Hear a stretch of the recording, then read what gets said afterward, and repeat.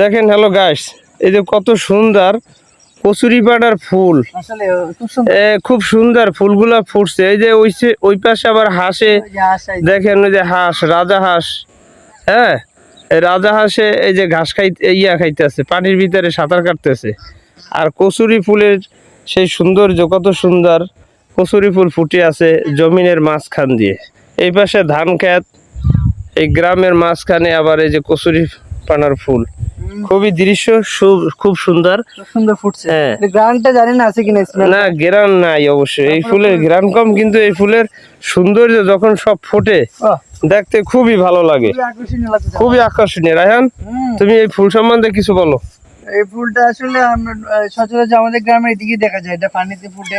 হ্যাঁ আর খুব সুন্দর এটা ফুল। এটা হ্যাঁ, এর নামটা আমি জানি না আসলে, তবে এটা দেখতে খুবই সুন্দর। কচুরি পানার ফুল বলা হয়। কচুরি পানা ফুল না?